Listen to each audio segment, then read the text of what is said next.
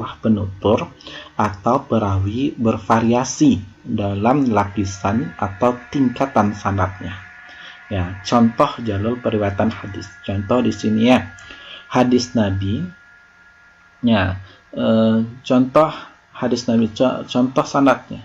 Ini kan beberapa sanad. Ini contohnya. Ini kan beberapa sanad. Ini beberapa sanad dengan jumlah penutur dan perawi bervariasi. Nah, ini jumlahnya, penuturnya bervariasi.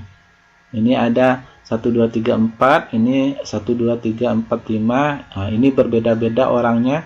Ada Abu Saleh, ada Abu Husain, ada Sa'id bin Ubaid, ada Amir bin Abdullah. Ini kan berbeda-beda antara satu orang dengan orang lain. Ya. Ini yang dikatakan memiliki beberapa sanad dengan jumlah penutur atau perawi bervariasi, beragam di dalam lapisan atau tingkatan sanadnya. Di sini ada tingkatan sahabat, ada tingkatan tabi'in, ada tingkatan tabi'at tabi'in.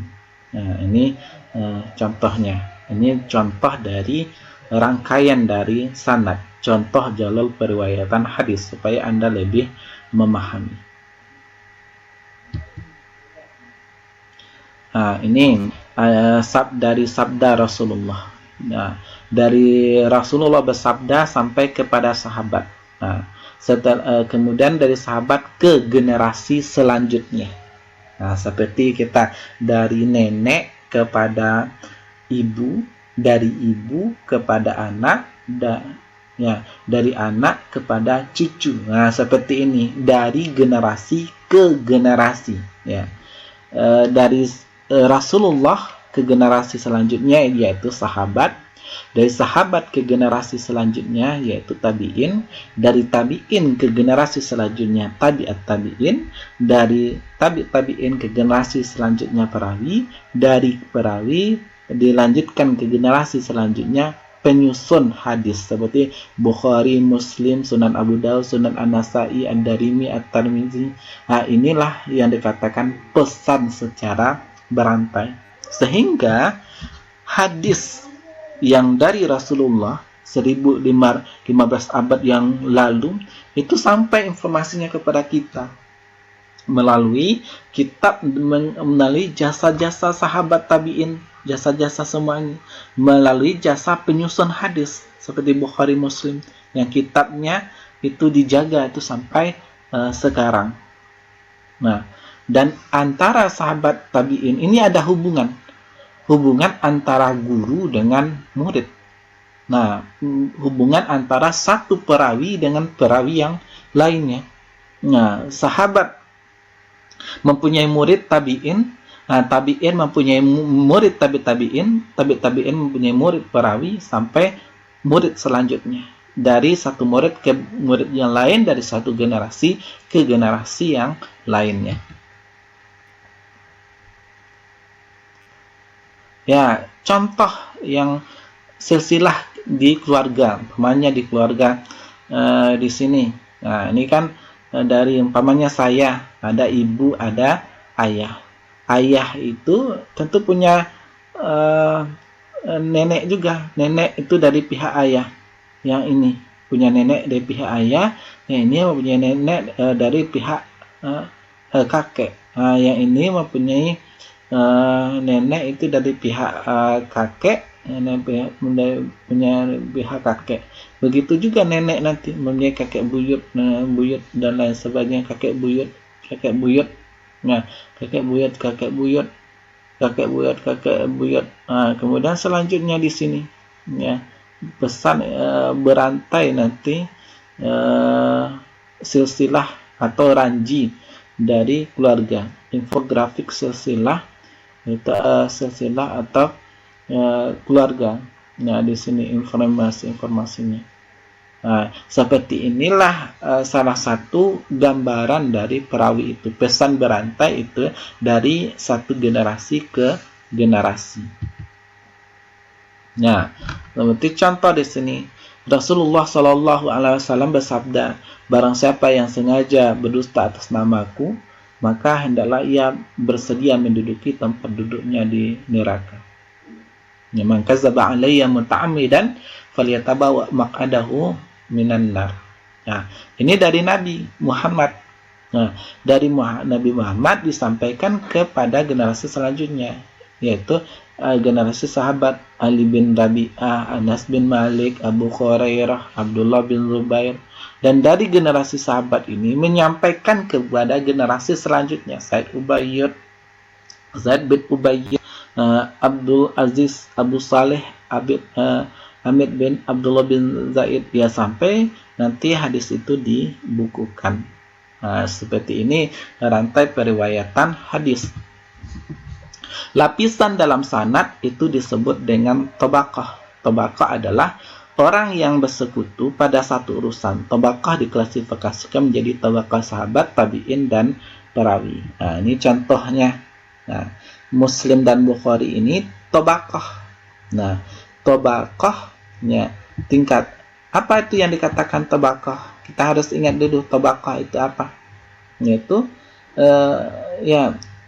orang-orang bersekutu itu dalam satu urusan. Kalau di dalam hadis itu adalah yang satu lapisan, yang tabaqah ini satu generasi. Nah, contoh generasi sahabat di sini Ali bin Abi Thalib, Anas bin Malik, Abu Hurairah, Abdullah bin Zubair.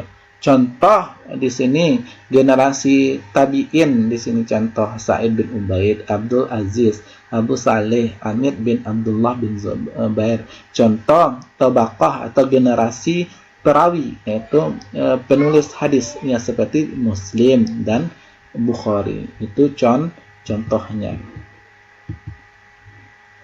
Nah, kita lihat dari Rasulullah menyampaikan hadis kepada sahabat. Apa itu sahabat? Ada yang dikatakan istilah tingkatan atau tabaqah dari sahabat.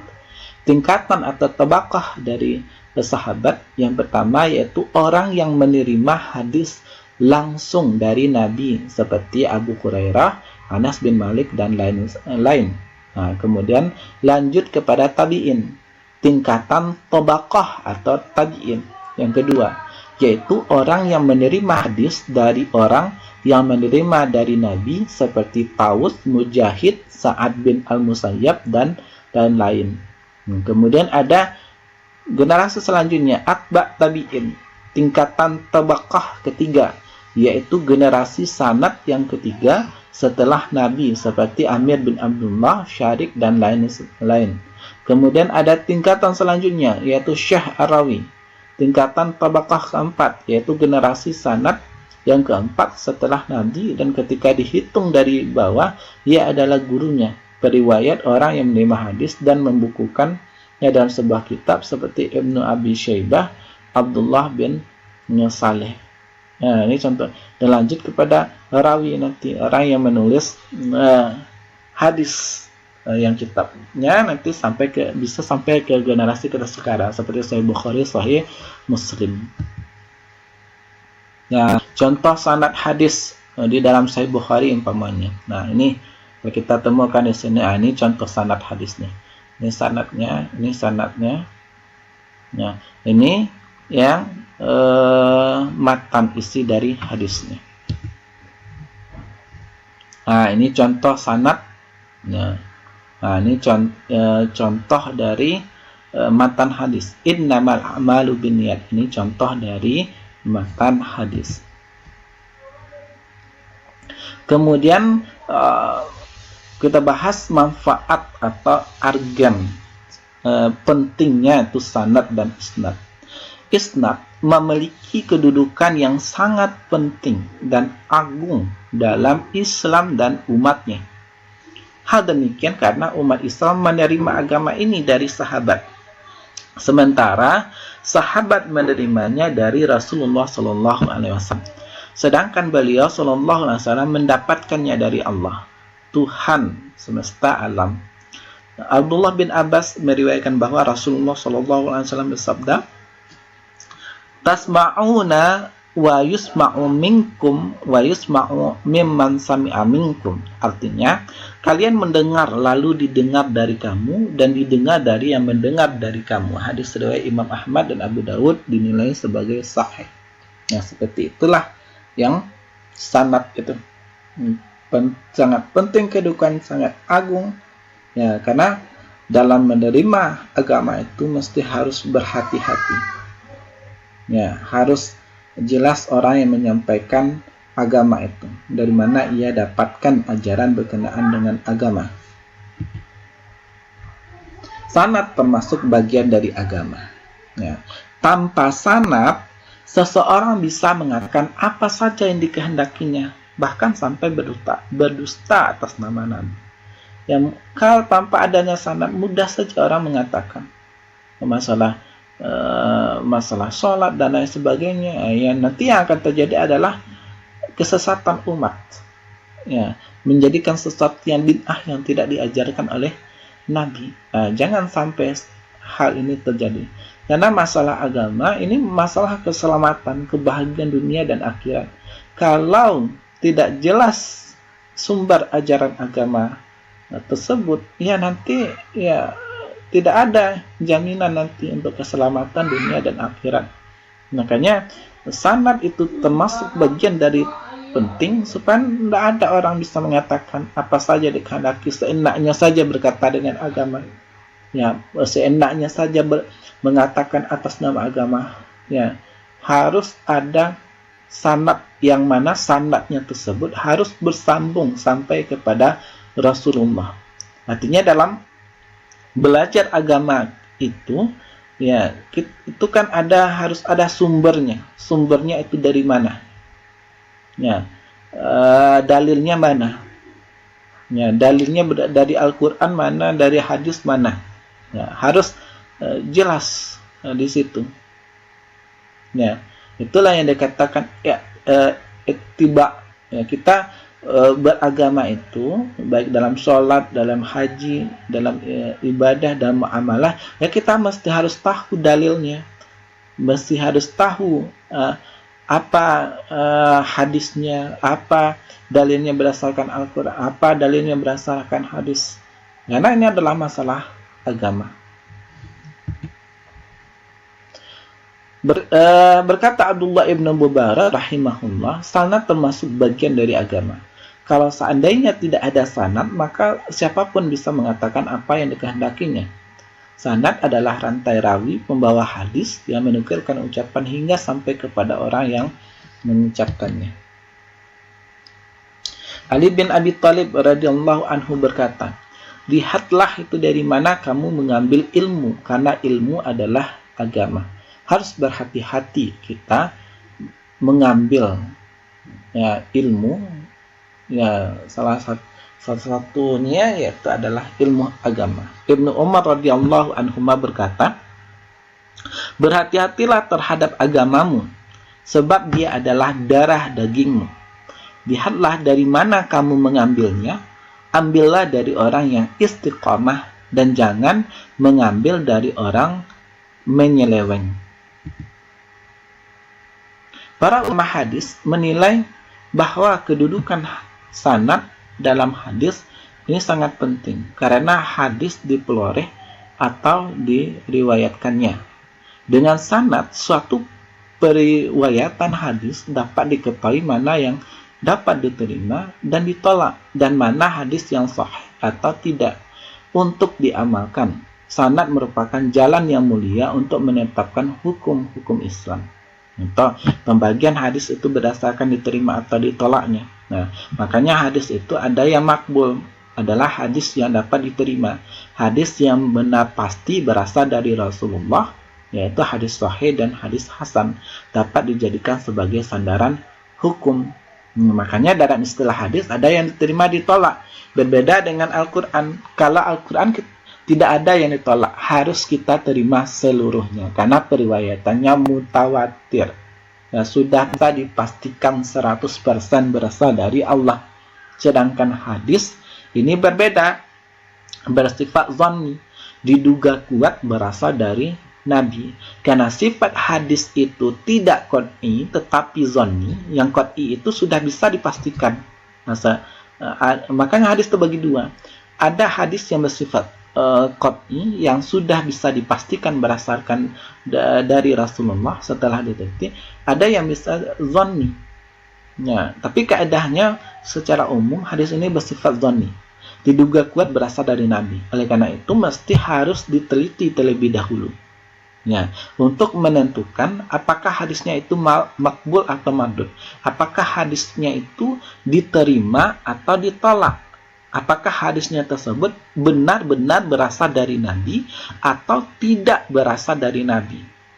Makbul, sahih, hasan, hadisnya benar-benar setelah diteliti benar-benar berasal dari Nabi dan mesti harus diamalkan dalam syariat. Kalau mardud, hadis itu setelah diteliti karena hadis awalnya diduga kuat kemudian diteliti ternyata tidak benar berasal dari Nabi, maka hadisnya mardud, hadisnya dhaif, ditolak, tidak dapat dijadikan sebagai sandaran dalam berhukum atau dalam berhujjah. Nah, inilah dengan sanad suatu periwayatan hadis dapat diketahui mana yang dapat diterima dan ditolak dan mana hadis yang sahih atau tidak untuk diamalkan. Sanad merupakan jalan yang mulia untuk menetapkan hukum-hukum Islam. Nah, makanya dalam hal fikih, Anda belajar fikih itu harus yang dipakai harus yang makbul, hadis yang benar berasal dari Nabi. Hadis yang sahih hasan, tidak boleh memakai hadis dhaif. Ya.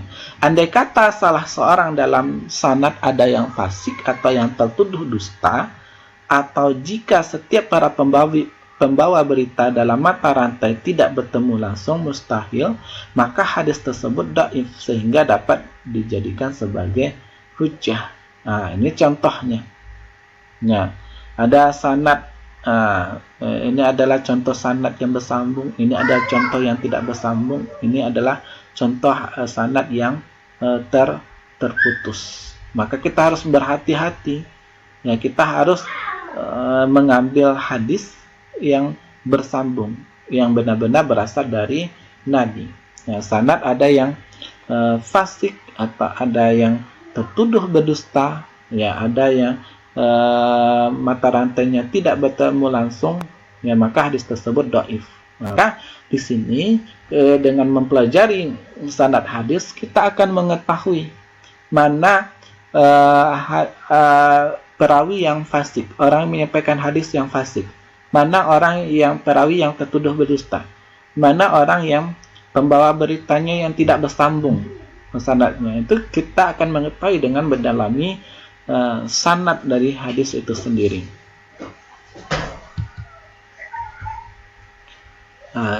Contohnya di sini adalah hadis munqati, adalah sanad gugur secara jelas. Contoh pengertian hadis yang rangkaian sanadnya tidak bersambung atau putus, sama ada gugur perawi seorang atau lebih di tengah-tengah rangkaian sanadnya.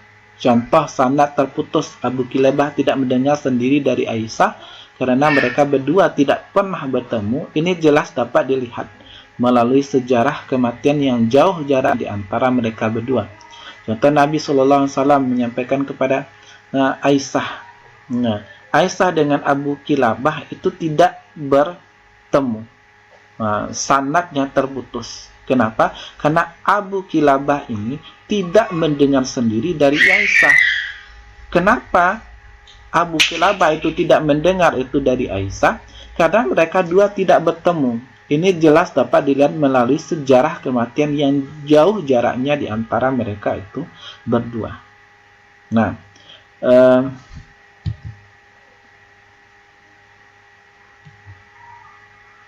ini contohnya di sini. Ya, tanda-tanda hadis dhaif dapat kita lihat itu dari sanadnya. Nah, sanadnya terputus dan tidak bersambung kepada Nabi Muhammad SAW. Terputusnya sanad menandakan bahwa jalur periwayatan sebuah hadis tidak sah dipertanggungjawabkan dan tidak mendapatkan jaminan itu keasliannya. Si perawi hadis adalah orang yang fasik, gampang melakukan hal-hal yang maksiat dan dilarang dalam syariat Islam serta tidak menjaga harga diri dan dengan baik. Kemudian ini contoh keadaan sanad. Nah, contoh dalam keadaan sanad ini menentukan nanti hadisnya apa. Apakah hadisnya itu dhaif atau sahih, apakah hadisnya itu dapat diterima atau tidak. Contohnya ini yang terputus, ya, ini yang perawinya fasik, ya, perawinya maksiat dilarang syariat serta tidak menjaga harga dirinya. Kemudian ada yang hafalannya itu lemah sehingga banyak sekali hal yang mereka lupakan. Hafalan ini lemah akan membuat hadis banyak sekali itu mengalami perubahan. Demikian sebaliknya, jika para pembawa hadis tersebut orang-orang yang cakap dan cukup persyaratannya, yakni adil, takwa, tidak fasik, menjaga kehormatan diri, muru'ah, dan memiliki daya ingat yang kredibel, sanadnya bersambung dari satu periwayat kepada periwayat lain sampai kepada sumber berita pertama, maka hadisnya dinilai sahih. Nah, ini contohnya. Ya, hadis itu mesti harus muttasil untuk menentukan sahih. Sanad semua hadis harus bersambung sampai kepada Nabi. Ya, semua sanad harus bersambung. Ya, nah, ini contohnya. Muttasil dan ketersambungan periwayatan ini penting karena ia yang menjamin bahwa hadis ini memang diriwayatkan dari satu generasi ke generasi lainnya, bukan buatan atau karangan seseorang. Nah, ini makanya timbul nanti dalam sanad syarat-syarat hadis sahih. Nah, syarat-syarat hadis sahih itu ada sanadnya mesti harus bersambung. Artinya seorang rawi mengambil hadis secara langsung dari orang di atasnya dari awal sanad hingga akhir sanad. Nah, dan perawinya itu harus adil. Perawinya tersebut harus muslim, balik berakal, tidak fasik dan tidak buruk tingkah lakunya. Dan perawi orang yang meriwayatkan hadis itu harus dhabit. Ya, setiap rawi harus sempurna dalam menangkap dan memelihara hadis, baik berupa hafalan maupun tulisan.